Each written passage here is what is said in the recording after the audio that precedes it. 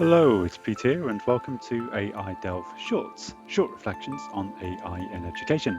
And this time it's Sridhar or Sid Ravilla, Technology Transformation Executive and the author of AI 360. Enjoy.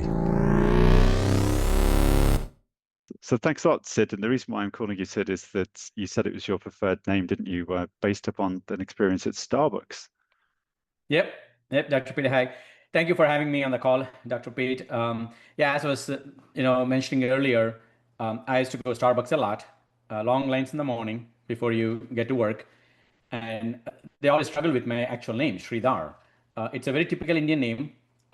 So in me, I try to adapt instead of me trying to coach them, educate them how to say my name. So I thought maybe Steve would be easy for them. So I started using Steve at Starbucks, but there were so many Steves. When they called Steve, every other Steve would probably raise their hand except me. It didn't feel quite right to me. Then I leveraged the power of AI.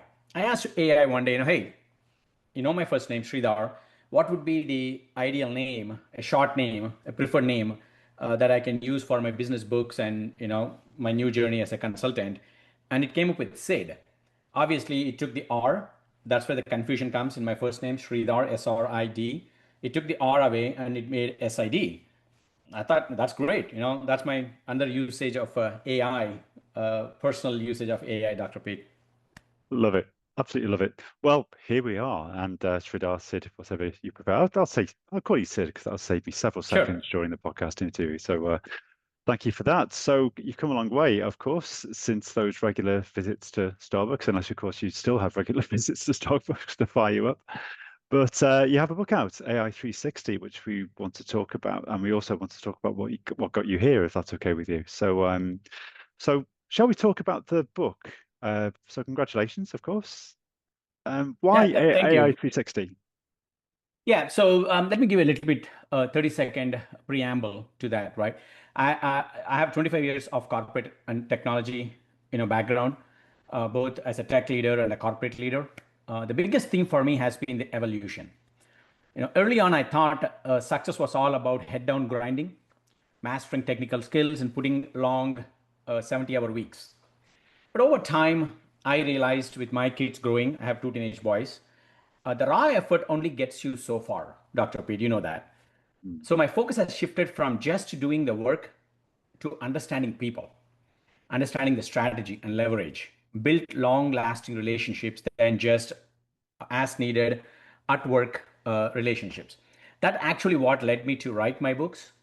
And in this world of cloud and AI and transformation, with how people are perceived to be impacted by AI, led me to write a series of books. My latest book is AI 360. So I wanted to condense my 25-year learning curve into a practical roadmap for others, so they don't have to figure out self leadership and career transformation through the trial and error. So that's how I started writing these books. Of course, my thinking evolved. I started as a one single book, then it was too big of a book to write, and I thought maybe my ideas will not come out. So I split them into three different leadership series books. The first one was Transformation That Lands. It's purely about execution, how leaders can look things differently. Then I wrote Humans at Scale. As you know, we have seen time and again several paper clips saying that, you know, company X, let 10,000 people go for AI. And that's not really true, although it comes out as if AI is replacing people. So that's when I started writing my second book, Humans at Scale. While AI scales, you need to humans also to scale, without which AI is going to fail. Mm. And the last book, related book, is about AI 360, which is where it talks about now you're growing, you have no choice. Everybody has to use AI, at least use the term AI once in a sentence, but how the leadership is evolving against it. Do you have a good 360-degree understanding of AI? 270 degrees is easy. You learn your tools, your strategy, the areas to convert. But the 90-degree missing is very important. That's the leadership judgment.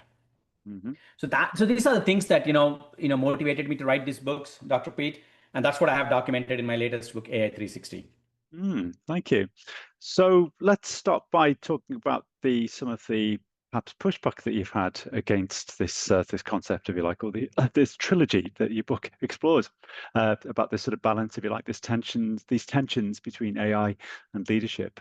So, for example, have you encountered any managers, any leaders who've said, well, we don't really need AI at all? In fact, what we do is very much in opposition to AI. It's very interesting you asked that question. To be honest, I talk to CEOs on a weekly basis and some of the founders and PE-backed companies.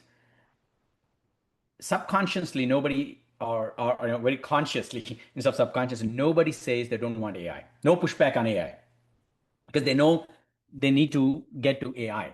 But what they don't know is how to really use AI to achieve their goals. Okay, that's where the pushback is coming from. Not that they don't want to use AI, they don't know how to use AI.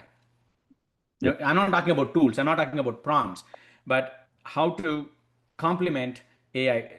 Most people come to me and says, oh, I just give a prompt, it gives me a big 3-4 paragraphs. It could be my kids writing their paper, or it could be I am doing some research, or my colleagues at work writing an email.